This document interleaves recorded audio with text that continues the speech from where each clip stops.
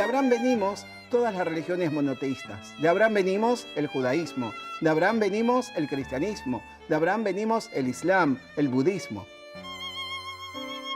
Lo que compartimos por igual es que hay un creador y tenemos todos un texto sagrado. Todos estos textos que están escritos en diferentes idiomas tienen las mismas verdades, las mismas realidades y los mismos objetivos. Los 10 mandamientos, un código ético de vida, el amor al prójimo, no importa cómo se le llame. En el judaísmo se llama Torá, en el cristianismo se llama Biblia, en el islam se le llama Corán. Y exactamente, ¿qué es la Torá? La Torá es una forma de vida. La palabra Torá viene del verbo orá, que quiere decir pedagogía, educación. Es una utopía a cumplir.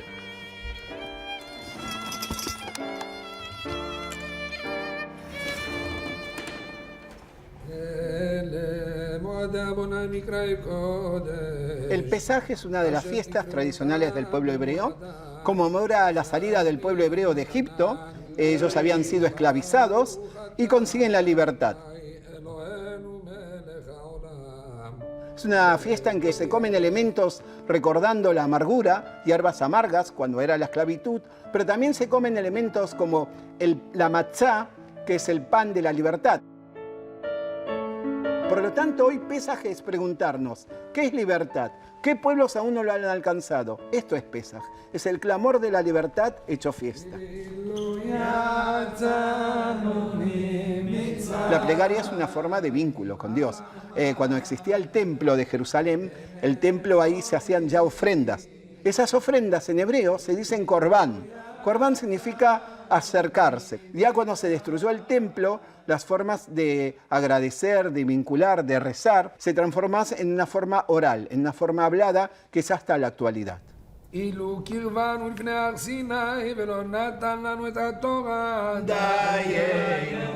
Rabino en hebreo es rabí, quiere decir maestro, y esta es su figura. Él es el maestro, es quien nos guía.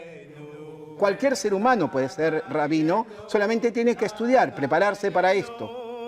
Ahora, dentro del judaísmo hay distintas acepciones. Entonces, hay sinagogas, que son las sinagogas llamadas masortí o conservati o liberales, donde puede ser una mujer rabina y es el liderazgo. Pero en el pueblo hebreo no hay jerarquías. El vínculo entre el ser humano y Dios es directo.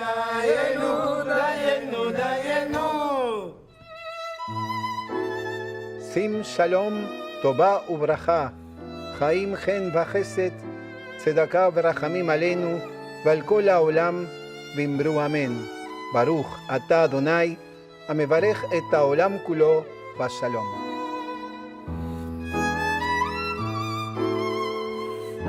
Las ceremonias de Bat y Bar Mitzvah son dos ceremonias muy importantes en la sinagoga y en la vida del pueblo hebreo. Y el Bat Mitzvah es cuando la niña alcanza los 12 años de edad. Y el Bar Mitzvah significa hijo del precepto, es en los niños a los 13 años. Y entonces el niño se coloca por primera vez el manto, un talit, los tefilín, que son las filactelias, lee la Torá. Es como que también entra en la comunidad como adulto a cumplir sus funciones.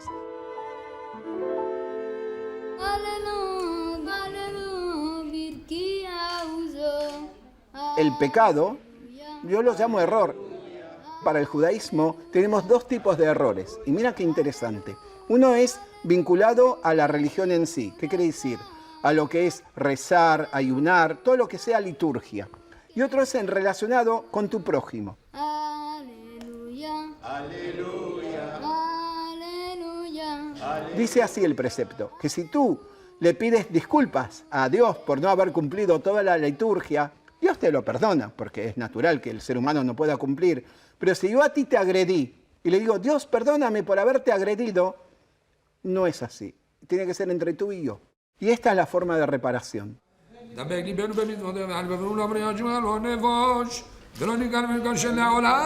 Cuando morimos es un momento de dolor, pero los sabios dicen que somos energías. El alma sigue latente, sigue vida y alcanza esos puntos de luz de donde venimos nosotros. De ahí venimos y ahí regresamos.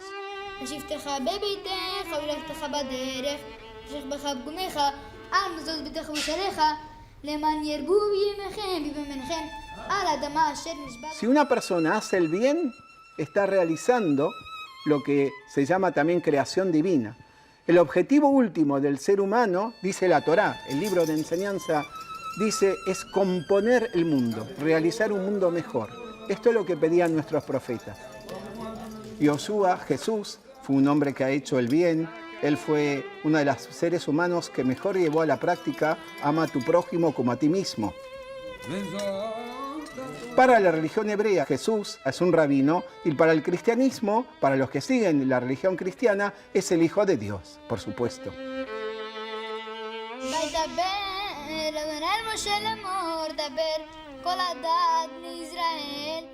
Aquí somos la comunidad catalana jueva. Nosotros somos una comunidad absolutamente autónoma y no dependemos de ningún otro país. Y quien dirige la comunidad judía es un grupo de voluntarios elegidos democráticamente por sus socios. Aquí en Cataluña el diálogo interreligioso no solo es un diálogo formal, sino que es real. Vivimos hermanados.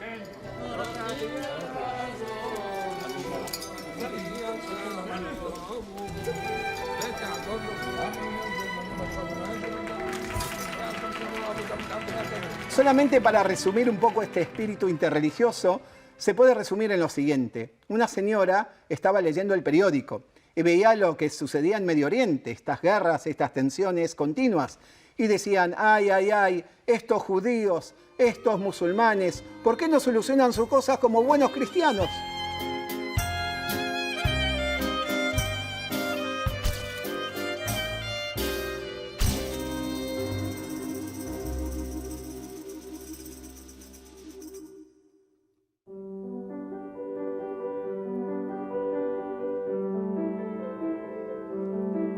Els cristians, encara que pugui semblar que creiem moltes coses, de fet en creiem poques, però aquelles que creiem, les creiem de debò.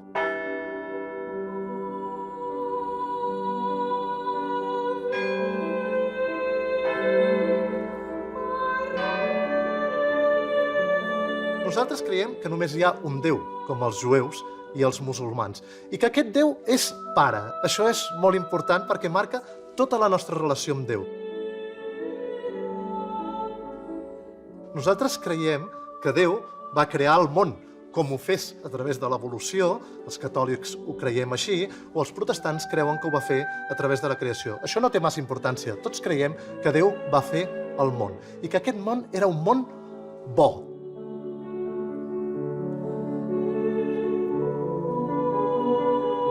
Creiem que Jesús és el fill de Déu. Creiem que Jesús és Déu mateix. En un cert sentit, tots som fills de Déu, perquè tots som criatures creades per Déu.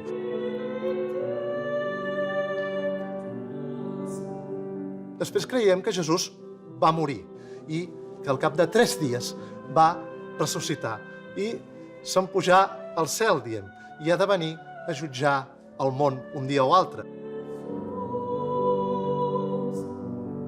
Els cristians creiem que gràcies a la mort de Jesús tots els nostres pecats, les coses que fem malament, són perdonades. Això ens dona pau i ens dona alegria. A més, creiem en l'Esperit Sant. L'Esperit Sant és l'Esperit de Jesús dins nostre que ens acompanya tota la vida. Creiem també que nosaltres hem de ressuscitar en un món millor, el món que Déu va preparar per nosaltres des de l'inici de creació. A més, creiem en l'Església. Els cristians no som individualistes, som comunitaris. Creiem que l'Església és una comunitat que la formem tots els cristians, i els ortodoxes, i els protestants, i els catòlics. El cert és que la majoria de les coses, allò que és més important, ens uneix. I, per tant, tots formem part d'una mateixa església, d'una església universal. Per això, la meva posició personal és creure allò que el cristianisme creu. Si començo a manipular el que el cristianisme diu, començo a triar el que m'agrada i el que no m'agrada, doncs probablement m'estic fent una religió a mida.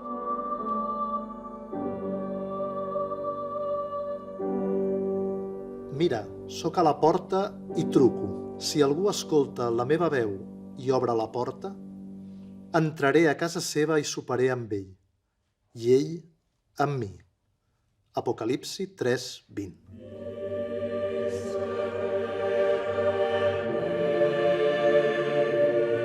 La Vetlla Pasqual és la festa més important pels cristians, té el ressò de la festa de la Pasqua, que és la festa més important pels jueus, i és el dia en què celebrem en què Jesús va ressuscitar. I en aquesta festa tot es renova.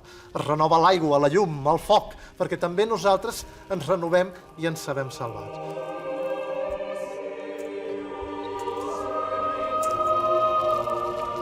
El cristianisme és una religió combatent, és una religió en lluita.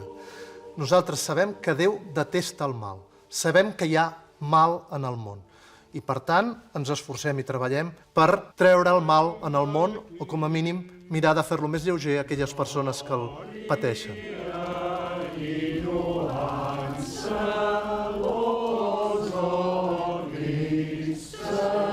El cristià camina sobre dos peus, la pregària i l'acció. Ara bé, els cristians pensem que això s'ha de fer amb respecte i amb llibertat. No s'hi val imposar les nostres creences a partir de lleis.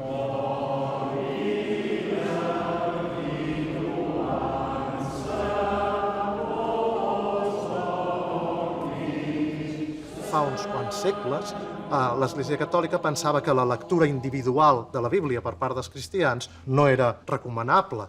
Això no és així. L'Església Catòlica pensa que els cristians és bo que llegim la Bíblia, és bo que l'estudiem i és bo que la fem servir per pregar. Lectura de l'Evangeli segons Sant Mateu. A vegades es pensa que el cristianisme només són regles i normes. És això que en diem la moral. Però en realitat n'hi ha ben poques. Déu marca poques regles, les marca l'Antic Testament. Són els manaments.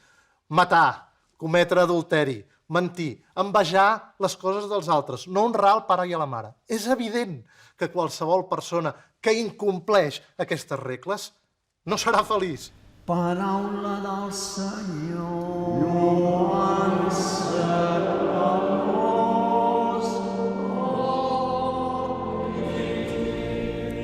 Prenem, mengem tots, que això és el meu cos entregat a vosaltres.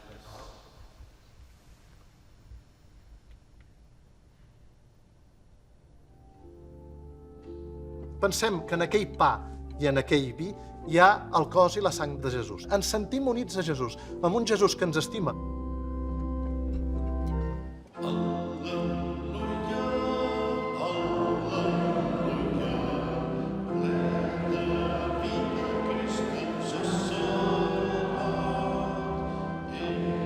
Jo personalment penso que és bo que hi hagi homes casats que siguin sacerdots, però això és la meva opinió personal, que no té massa valor.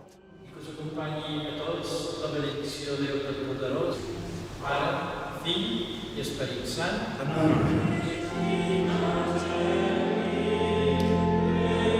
Potser perquè en aquells pastors anglicans o aquells pastors protestants que conec, veig que l'experiència matrimonial aporta coses positives a la seva funció de sacerdots.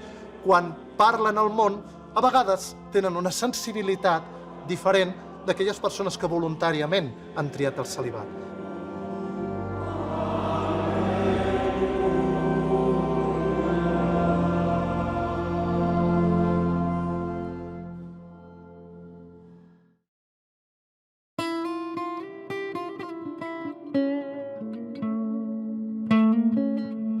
El Corán es el libro sagrado de los musulmanes. Es la palabra de Dios revelada a Muhammad alayhi salatu salam a través de Gabriel, Jibril alayhi salam.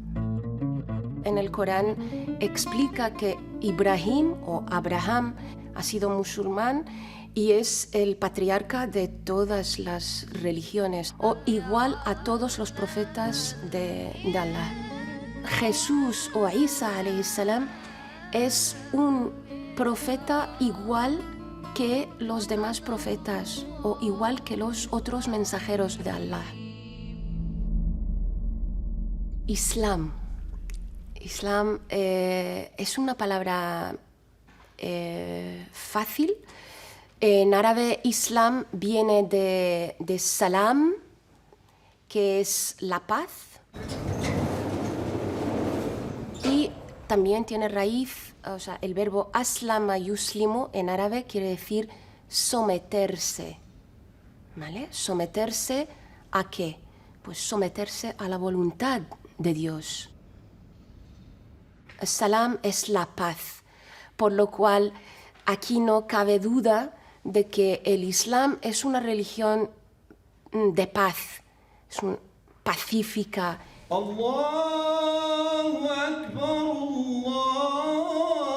Yo siempre digo, cuando yo como musulmana hago algo malo, no juzgues al Islam, júzgame a mí como Fátima, como persona, no al Islam.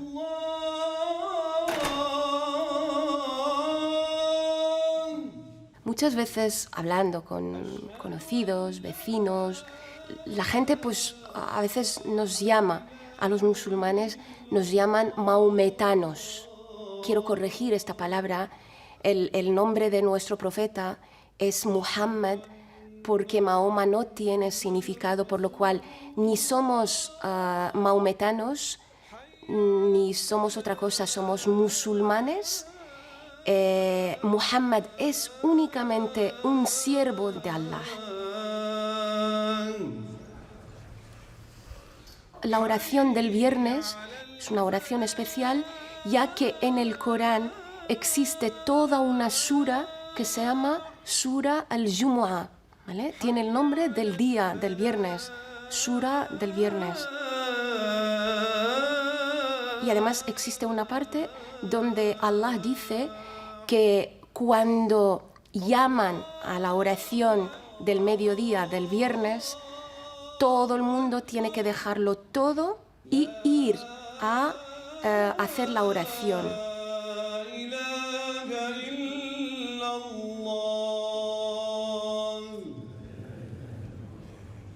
Este día es como un día donde el sermón tiene mucha importancia y a través del sermón los imams pueden transmitir mucha información de interés de la umma, no solamente los musulmanes, sino cuando hablamos de la umma, es la sociedad.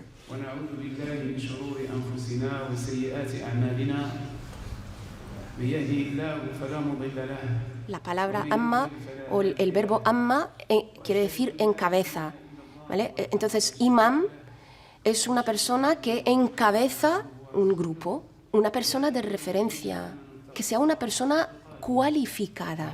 Un imam también tiene que tener conocimiento sobre la sociedad de acogida, porque no vale un imam que venga de un país musulmán por ejemplo, en este caso a España o a Cataluña. Un imam tiene que adaptarse a dónde está viviendo y dónde está ejerciendo. Nosotros los musulmanes creemos en tanto el paraíso como el infierno, por lo cual tenemos que prepararnos en toda nuestra vida, obrando bien para después de la muerte recibir esta recompensa. Dicho esto, tengo que comentar que Allah perdona. O sea, no solamente existe el castigo, sino también el perdón. Dentro del Islam, la mujer tiene muchísimos derechos que con el paso del tiempo ha ido perdiendo, ya sea por política, ya sea por el interés del hombre, ya sea por otros motivos, pero la mujer ha ido perdiendo estos derechos que ahora mismo es cuestión de recuperarlo. Pongamos unos ejemplos. La educación de la mujer en el Islam no es solamente un derecho, es una obligación. El burka no existe en el Islam. El Islam deja claro que la manera de ir vestida es esto, taparse el cuerpo, el pelo, dejar las manos, la cara descubiertas, por lo cual el burka no cumple con este requisito. El burka no es una vestimenta del Islam. La mujer sufre doble discriminación o está como entre dos rejas. Por una parte, sufren la obligación, ¿vale?, de los que les obligan llevar esta vestimenta sin que ellas sepan el porqué y el motivo y tal. Y por otra parte, nos encontramos con que la sociedad de acogida obliga a las mujeres musulmanas a quitarse el velo. Para mí, ambas partes se están pasando con la mujer musulmana, que ella decida qué es lo que quiere, llevar o no llevar el velo, trabajar o no trabajar, porque en el Islam la mujer puede trabajar. يا أيها الناس اتقوا ربكم الذي خلقكم من نفس واحدة اتقوا ربكم الذي خلقكم من نفس واحدة وخلق منها زوجها وبث منهما رجالا كثيرا ونساء.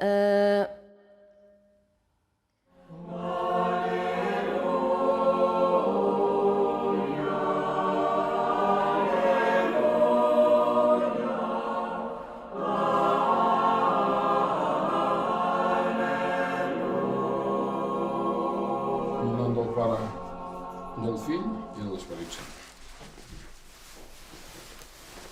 L'origen de l'Església ortodoxa és el mateix origen que el de l'Església de Roma, els apòstols.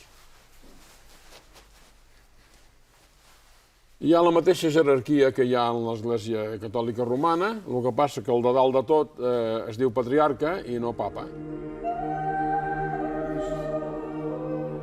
Vaig llegir la teologia patrística ortodoxa i em va semblar que era una meravella. Al final, la meva esposa, que era racionalista, va fer un curset de teologia en l'Església Ortodoxa de Barcelona i al final de curs a l'estiu em va dir: he pres una decisió, me faig ortodoxa, si vols tu et quedes a l'Església de Roma i serem un matrimoni mixte. Però llavors vaig entendre que ja tenia clar que, a més de la meva voluntat, em va semblar que la voluntat de Déu també era la mateixa i ja ens vam crismar tots dos junts. I així va ser.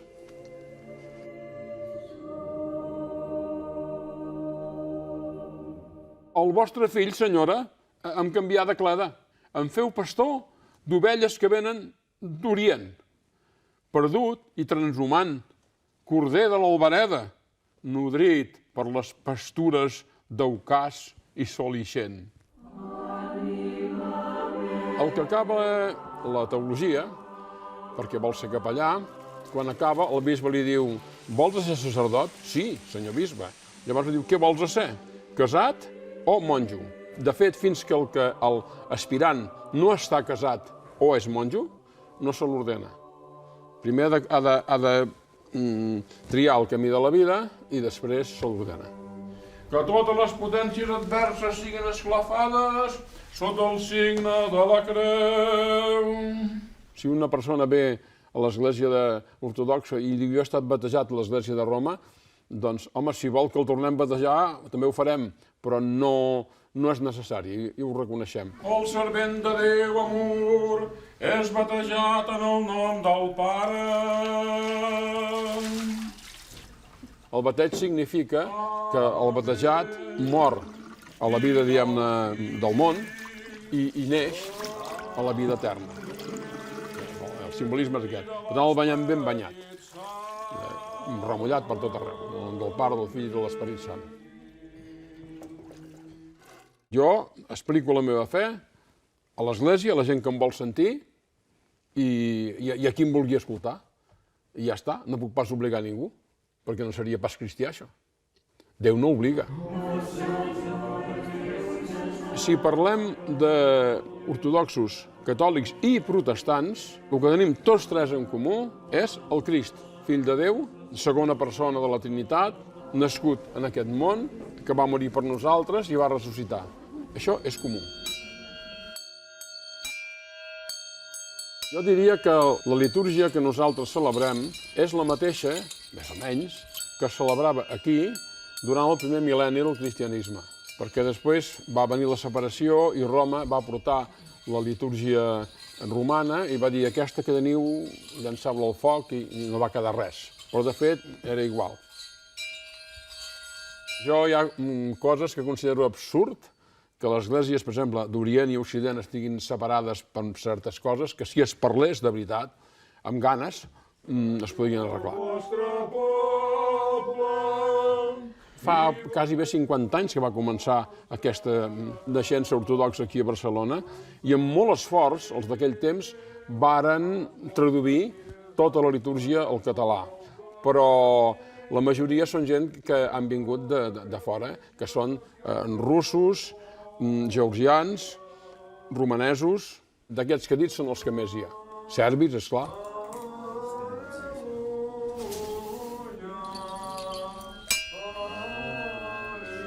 En la litúrgia ortodoxa, el sacerdot és un administrador de les coses de Déu i capdavanter. Us oferim amb tot i per tot. Però en el moment en què jo dic, per exemple, això és el meu cos, això és la meva sang, com fan aquí, a cada paraula d'aquestes, el poble sencer contesta Amén. Amb la qual és evident que hi ha un sacerdoci reial en el poble que col·labora amb aquesta consagració. Per la remissió dels pecats i per la vida eterna. Amén. Amén. Amén.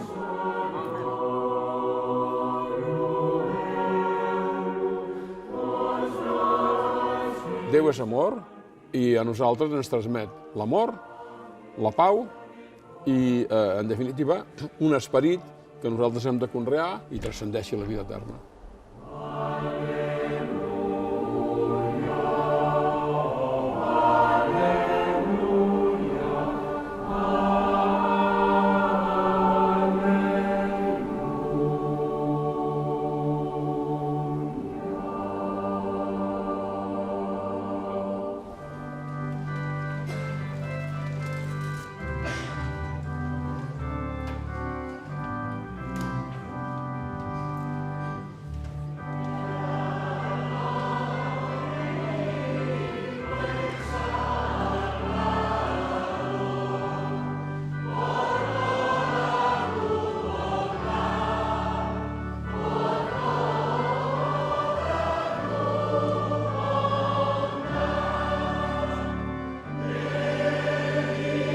A les nostres esglésies no tenim imatges. Normalment la gent, quan entra per primera vegada, diu «Ui, quines parets més buides que teniu». Nosaltres no creiem en les imatges, no creiem en els sants, creiem en que l'únic que és important de trobar allà dins és la família cristiana que som els que estem i assistim i realment és un lloc de trobada dels creients per viure la nostra fe. El protestantisme hem de buscar les seves arrels en l'època del segle XVI, la reforma protestant que en diuen, amb Martí Luter, a Alemanya. Martí Luter era un monjo que es va separar de l'Església Catòlica per disconformitat amb algunes idees que ell considerava que hi havia poc d'evangeli. I ell, aprofitant que també tot just havia descobert la impremta, va fer la Bíblia en llengua alemanya, per tal que arribés a la població. El Senyor és el meu pastor, res no em mancarà. Em farà reposar en delicats pasturatges, prop d'aigües tranquil·les em manarà, reconfortarà la meva ànima. Em guiarà per camins de justícia per amor del seu nom. Certament, la bondat i la benevolència m'acompanyaran tots els dies de la meva vida i viuré a la casa del Senyor la resta dels meus dies.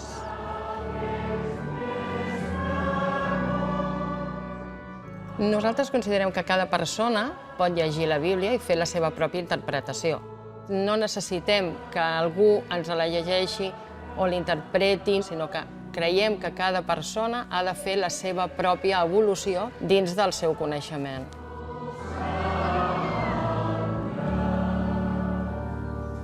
Bé, germans, ja anem a començar l'estona lliure, el culte en què tots tenim oportunitat de participar. Ja podem començar. Sí, moltes gràcies, Pare Sant.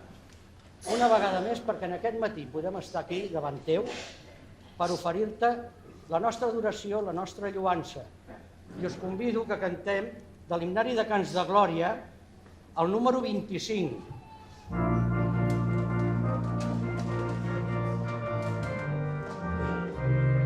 La meva església en concret, aquest any celebrem els 145 anys.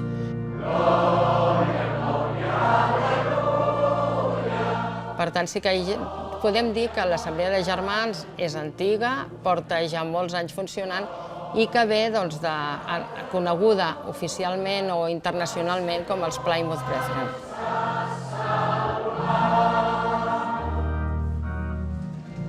Primer, amb la Guerra Civil, es van tancar les esglésies evangèliques, igual que va passar amb esglésies catòliques que es van tancar i que sofrien repressió, i un cop acabada la Guerra Civil no ens van deixar tornar a obrir les esglésies immediatament i la gent s'havia de reunir en cases particulars.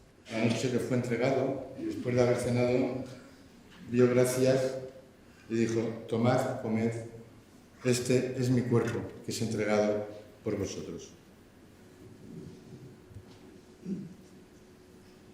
El partiment del pa és un recordatori del que va fer Jesús. Per tant, en aquell moment és pa normal i corrent, és pa, i és vi normal i corrent. I hi participa tothom qui està batejat.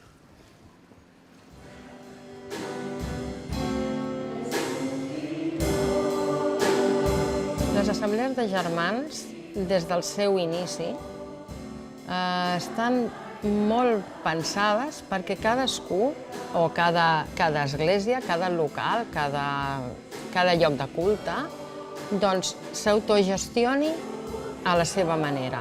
És a dir, no rebem subvencions de ningú, no tenim una manera de gestió de manera jeràrquica, és a dir, que cada església funciona autònomament. Jo crec que la religió s'ha d'ensenyar a casa, perquè nosaltres no vivim una religió, vivim una fe. I llavors nosaltres els ensenyaments s'ensenyen a casa o a l'església. Si els cristians no estem reconciliats ni tan sols entre nosaltres, com podrem reflectir el Crist? Com podrem portar el missatge de la reconciliació? No es tracta d'alinear-nos amb els poderosos, sinó de fer com va fer Jesús.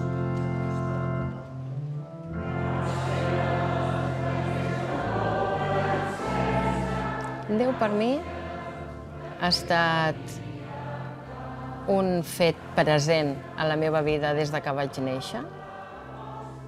És qui ho ha permès tot, qui ha permès que estem aquí, qui ens ha donat tot el que tenim i el que ens ha ajudat a continuar fins aquí i el que ens ajudarà a continuar sempre que ell vulgui, fins que puguem gaudir de la vida futura amb ell.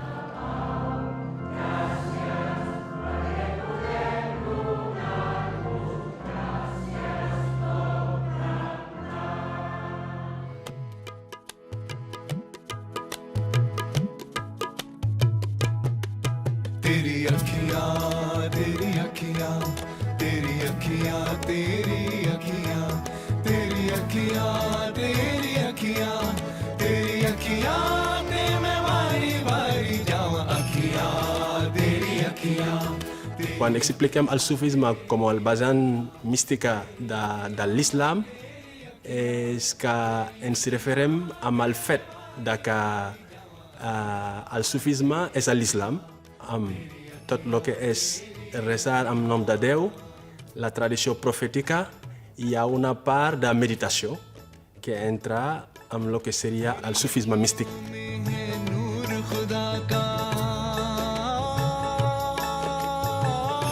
Ahmadou Bamba era un mestre sufi del Senegal que va fundar la tariqa sufi Mouridia en un moment que el país que havien els colons francesos.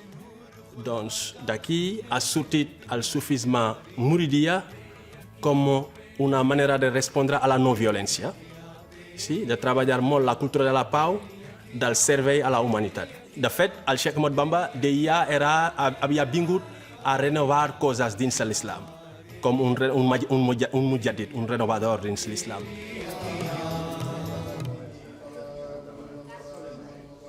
El fet de llegir l'Alcorà fem el que seria una proximitat cap a Déu, és l'adoració de Déu. Quan fem la lectura de l'Alcorà o fem el zikr, és el cor que fa l'exercici de meditar, que és el més important per un sufi, un místic sufi o algú que està buscant la seva espiritualitat. Una lectura molt més de profunditat, una lectura molt més de meditació per buscar una aproximació cap a Déu, una espiritualitat.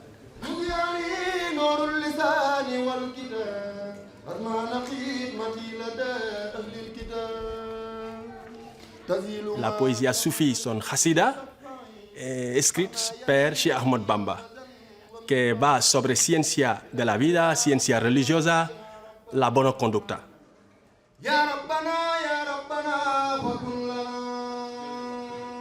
La Tariqa és un grup de reflexió on treballem valors, com la solidaritat, l'ajuda mútua, el compartir i no respondre mai al mal.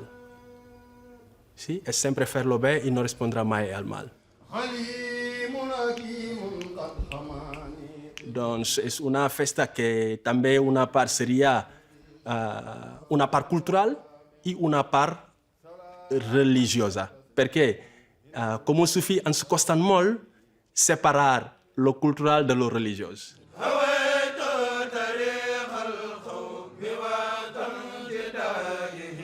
Això és una activitat oberta a tota la societat i aquí anirem tot plegat compartint i creant una societat més cohesionada. L'estem fent en un lloc que no és Senegal, l'estem fent a Catalunya i el que estem buscant és el trencar amb prejudicis, trencar amb el que seria el tema de no reconèixer l'altre. Saadix dafay nangoo xalam dëkkal lu baax ci am xelam tey rafetal yéeney xolam bu dee sikar xolam xalam.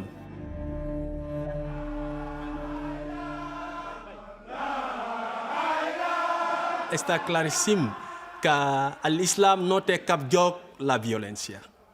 Sí? No té lloc la violència. Dins l'islam que nosaltres contemplem i fem i creiem, hauríem de treballar tota la cultura de la pau, tota la cultura de reconeixement de l'altre, tota la cultura de compartir, tota la cultura anant-se, perfeccionar-se espiritualment, sabent que el món i la diversitat és una necessitat de vida.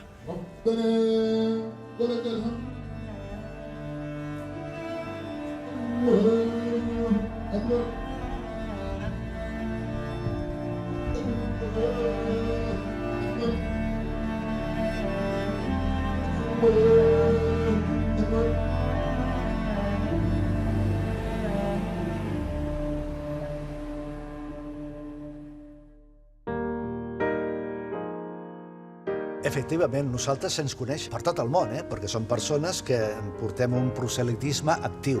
O sigui, anem per els carrers, les vies públiques, les places, de llar en llar, intentant donar a conèixer la paraula de Déu. Per què ho fem? Doncs tornem una altra vegada al segle I.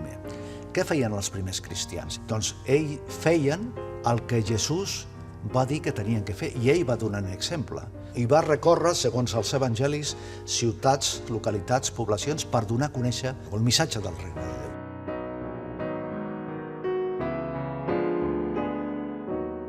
Tothom té l'interrogant com es financen els testimonis de Jehovà. Hem d'aclarir que nosaltres seguim el patró dels primers cristians. Totes les nostres despeses són donacions voluntàries dels nostres fidels. Bé, nosaltres tenim les oficines centrals, les tenim en aquest moment als Estats Units d'Amèrica, a Brooklyn, que és on està, diguem, centralitzada tot el que té a veure la coordinació mundial dels testimonis cristians de Jehovà. En quant a la Talaia o la Torre de Guaita, és la forma que tenim de donar a conèixer quin és el pensament de Déu d'una forma mensual. Aquesta mateixa informació s'està estudiant a totes les congregacions del món. I en aquest sentit sí que podem pensar que som l'editorial més poderosa del món. En quant a la interpretació, evidentment, nosaltres fem una lectura literal de la Bíblia, encara que hi ha parts que són simbòliques i que es tenen a entendre d'aquesta manera. Utilitzem el nom de Jehovà perquè és que si ens anem als escrits originals, veiem que aquest nom apareix més de 7.000 vegades amb les escriptures. Nosaltres el que fem és restituir el nom de Jehovà allà on li correspon.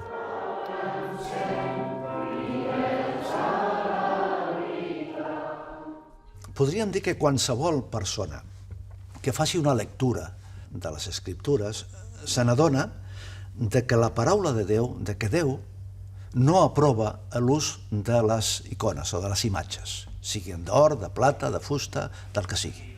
Per què? Perquè es desvia l'adoració que solament i exclusivament és per Déu.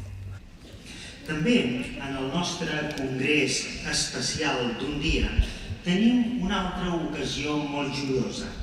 És quan els nostres germans que han dedicat la seva vida a Jehovà desitgen batejar-se.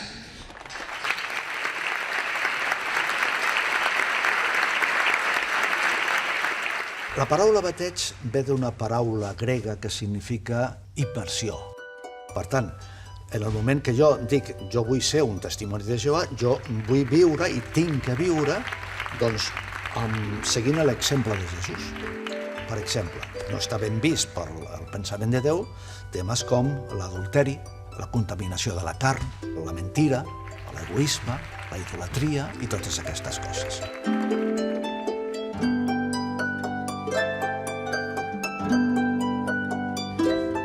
Toda escritura es inspirada de Dios y provechosa para enseñar, para censurar, para rectificar las cosas, para disciplinar en justicia, para que el hombre de Dios sea enteramente competente y esté completamente equipado para toda buena obra.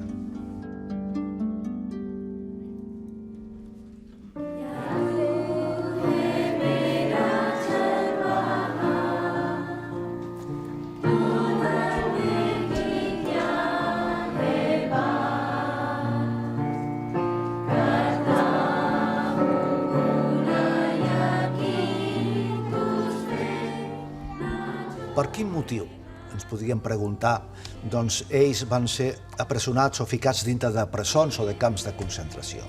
Bàsicament per 4 motius. El primer és que ells es negaven a fer el servei militar, a agafar les armes. En segon lloc, no estaven d'acord amb la ideologia de la superioritat de raça, que és la que realment imposava doncs, el règim nazi. En tercer lloc, també, ells denunciaven públicament dintre i fora d'Alemanya doncs, el fet de tota la brutalitat que portava a terme doncs, el règim nazi. I després, en quart lloc, ells també es negaven a fer la salutació Heil Hitler, que significava la salvació pertany a Hitler.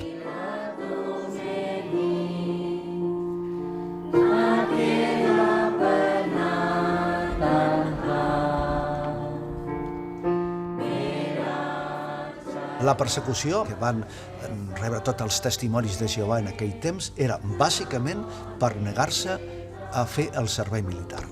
I aquí podem dir que més de 1.000 joves, testimonis de Jehovà, es van negar i per tant van patir experiències molt dures, molt cruels a les presons del franquisme.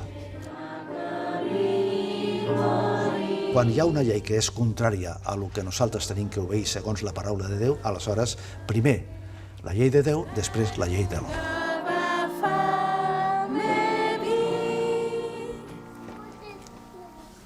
Millones de personas nos reunimos hoy en 239 países y territorios para celebrar la Cena del Señor.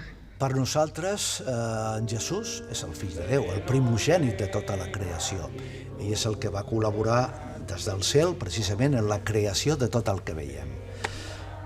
Ell mateix reconeix que ell és inferior al Pare, o sigui, ell mateix reconeix que no és Déu.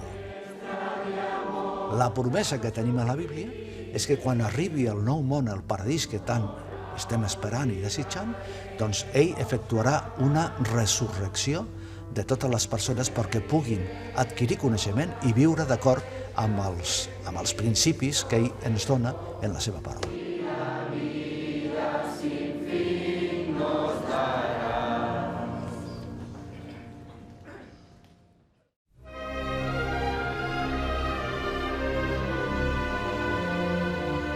Jo crec que durant tota la història de l'art l'espiritualitat ha estat molt present en l'activitat artística, no? Des de Giotto, Fra Angelic, Bruegel, Cranach el Vell, en Marc Chagall, com deia el Kandinsky, l'art ha de ser una necessitat interior i l'artista el que ha de fer és omplir el seu entorn d'aquesta vibració espiritual, no? La primera fase va ser de molt jovenet, quan anava a pintar del natural, però després, a mesura que jo em vaig anar enfosquint una mica el meu interior, vaig perdre una mica aquesta espontaneïtat, aquesta alegria que tenia dintre, la pintura doncs, també se'n va ressentir. No? El primer que va canviar va ser el color, no? Va desaparèixer, la paleta es va... Hi havia molta brillantor i es va convertir doncs, en una paleta de colors sords, pesants, no hi havia ocres, negres, sienes, torrats, algun blau, però poca cosa més. No?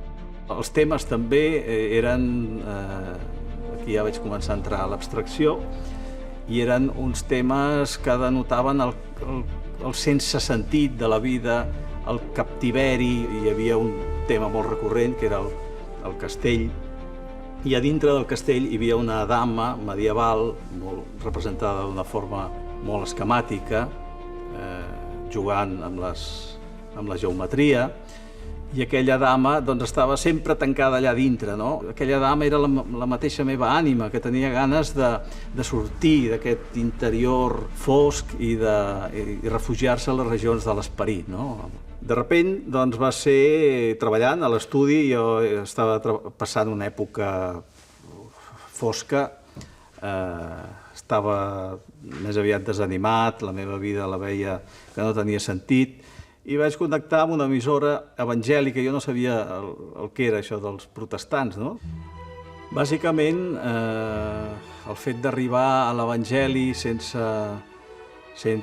intermediaris, sense tradicions, sense tants ets i uts, no?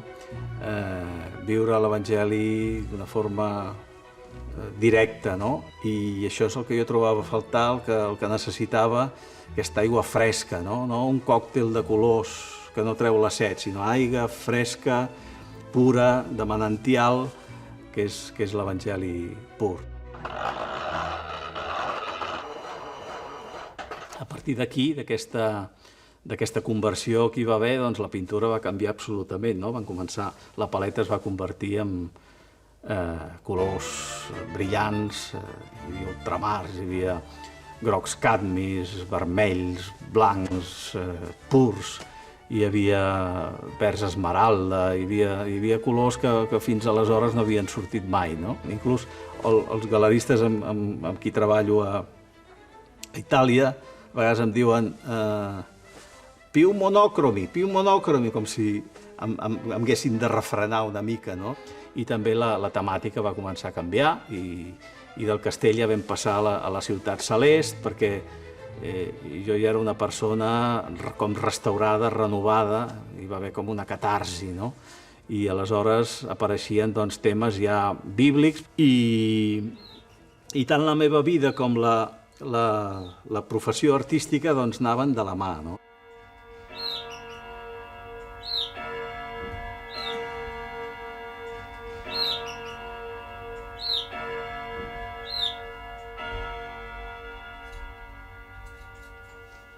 Ens trobàvem que jo havia d'il·lustrar un llibre quan la meva filosofia era diametralment oposada, no es feia fàcil.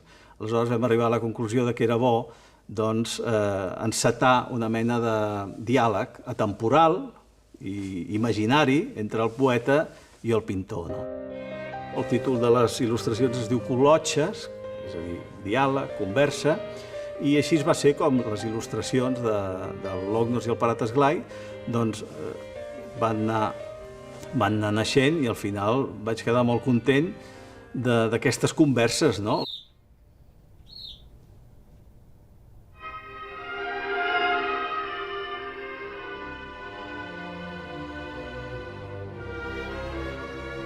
Bach era molt espiritual i jo crec que va rebre un do especial, és com si se li hagués permès de pujar uns quants quilòmetres en l'aire i escoltar les corals que canten els àngels donant glòria a Déu, no? Jo, des que m'he convertit, miro la naturalesa amb uns altres ulls. Poder propers a aquells que tenia aquell pintor romàntic alemany, en Caspar David Friedrich, no? Que pintava aquells personatges que normalment estan d'esquena a l'espectador i que estan mirant el paisatge, mirant la transcendència, mirant a Déu i convidant a l'espectador a que faci el mateix.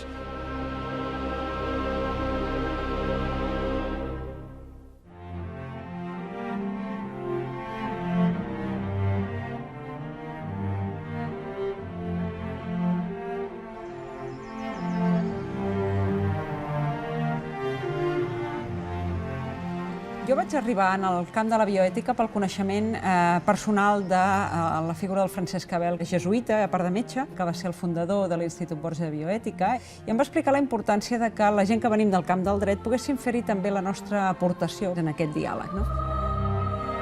La primera qüestió important a concretar és que l'Institut Borja es va crear com a primer centre, per tant, per això és pioner, no només a Catalunya i a Espanya, sinó a Europa. No hi havia res de bioètica a Europa en aquells moments. Estic parlant de l'any 74.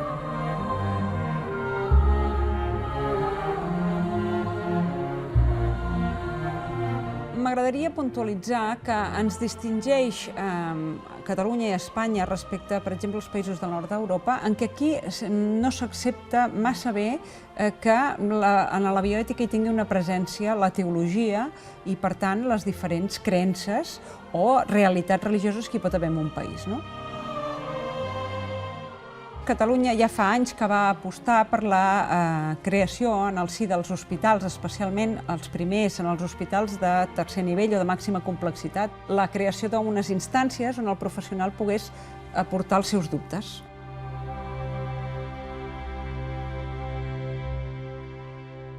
Les finalitats de l'Institut són reflexionar sobre les qüestions del progrés biomèdic i la seva repercussió en la societat i en els seus valors, ser via de diàleg entre la fe cristiana, diferents humanismes i cultures i el món científic i donar un servei a la societat en tot allò que incideix a la vida i a la dignitat de la persona.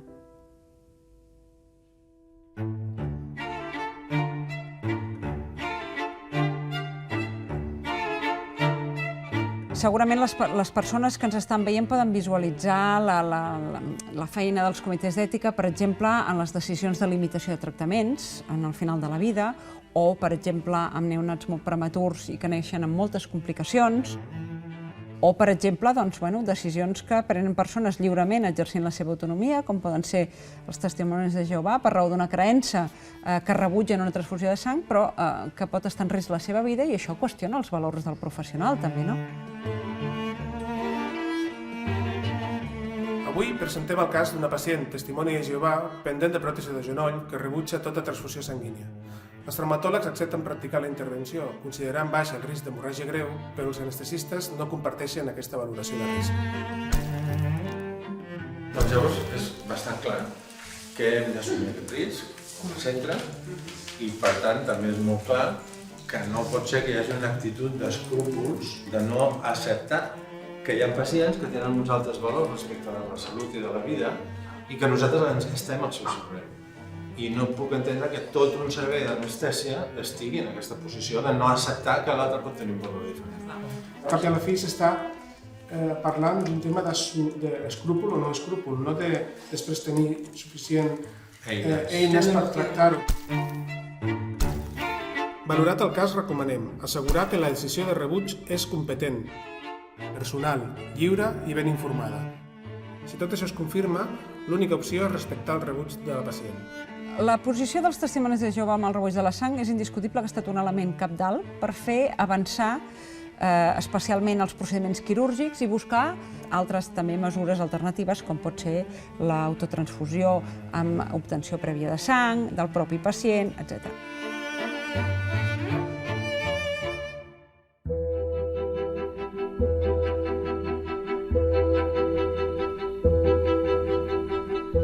Des del punt de vista del moment en què es troba la recerca biomèdica, jo diria que un dels punts que mereix una reflexió acurada serien els límits que posem a l'aplicació pràctica de la enginyeria genètica.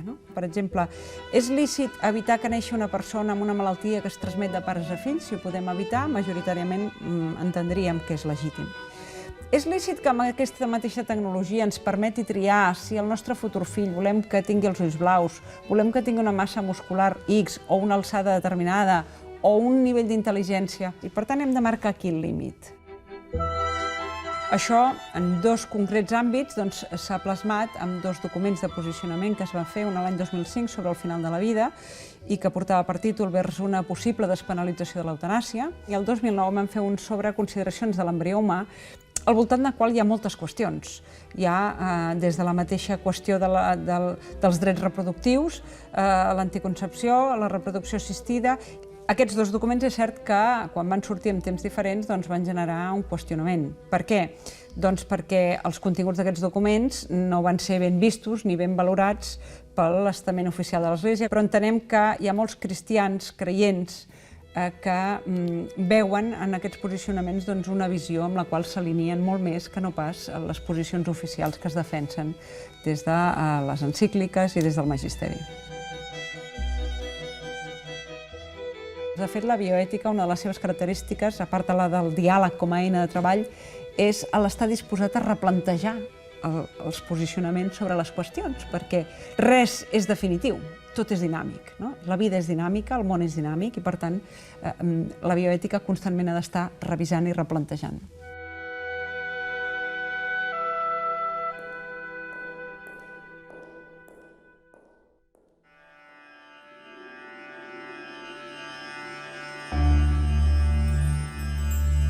Hi ha un petit conte tradicional que és molt clar.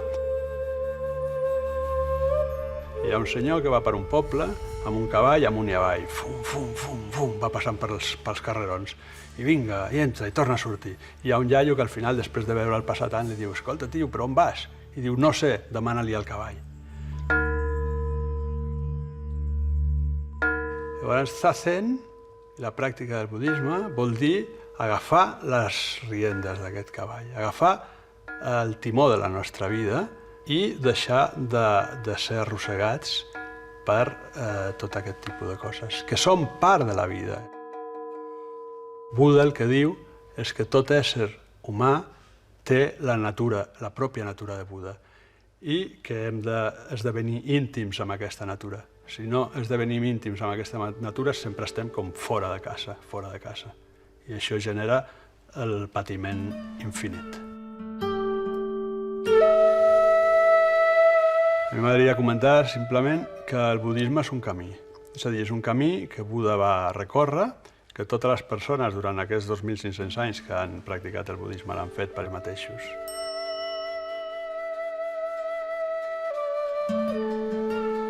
La meditació zen és fàcil d'explicar, és a dir, és simplement seure i posar-nos davant de nosaltres mateixos. És a dir, sense voler buscar res, sense tenir la necessitat de rebutjar res, amb una actitud d'equanimitat.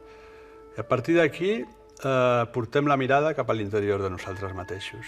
La postura de Zazen és una postura on hi ha la plena consciència de la verticalitat, és a dir, l'esquena queda completament recta, el diafragma s'allibera i la respiració flueix de la manera natural fins a baix de tot, més enllà del malic.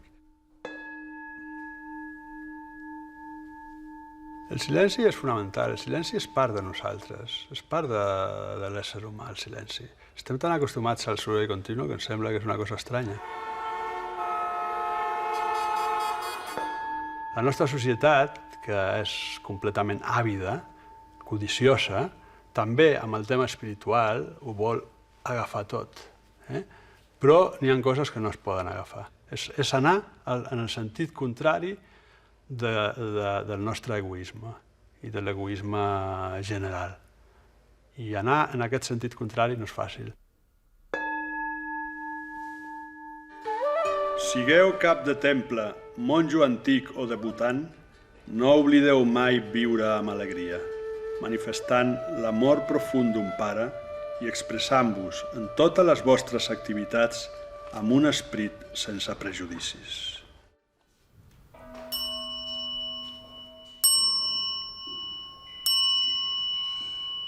Hi ha molts casos de gent que prové és a dir, que són cristians o jueus o d'altres religions i han trobat en el camí del Zen un camí d'enriquiment per la seva espiritualitat i que la practiquen i practiquen. La diferència possiblement més xocant per nosaltres occidentals és que venim d'una tradició semítica, de les religions semítiques, del cristianisme, de l'islamisme, del judaïsme, és a dir, amb un Déu molt clar, molt marcat. Però hem d'entendre que hi ha mig món que aquest concepte de Déu no l'ha tingut mai. És a dir, simplement no l'ha tingut. Jo, per seguir amb la mateixa paraula, diria que el budisme Déu és viu, no es creu. Però jo m'agradaria quedar-me més amb les coses que poden tenir comú. És a dir, les diferències les creem els éssers humans. Les fem nosaltres, les diferències. Però més enllà de les nostres diferències hi ha quelcom on ens podem trobar tots, on ens trobem tots. Hi ha un conte tradicional també, que és molt conegut, en el qual un poeta li demana a un monjo que quina és l'essència del budisme. I aquest li respon, fes el bé i evita el mal. Això és una frase que ja va dir Buda, és una veritat molt simple. I el poeta es queda una mica decebut, li diu, home, sí, però això tothom ho pot entendre. I diu, sí, dic, això un nen de 7 anys ho entén, dic, però una persona de 84 no l'ha practicat mai. Què vull dir? La pràctica del budisme està enfocada a poder viure la nostra vida en pau i a poder morir en pau.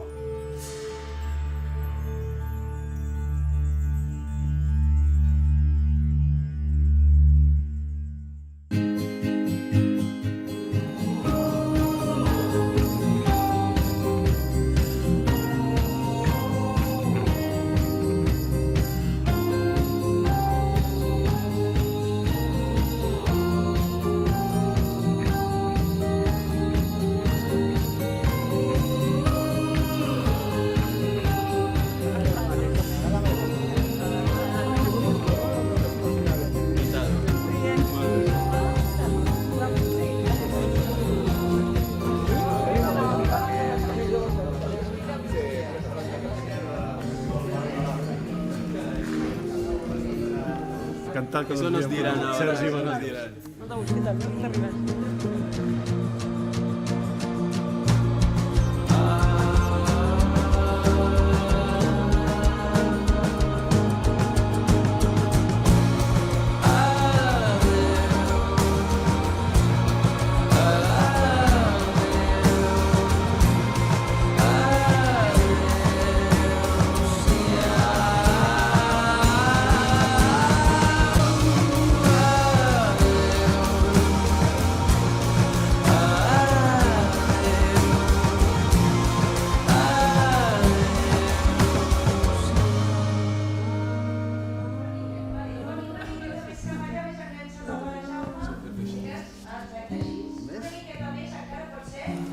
La unitat és total.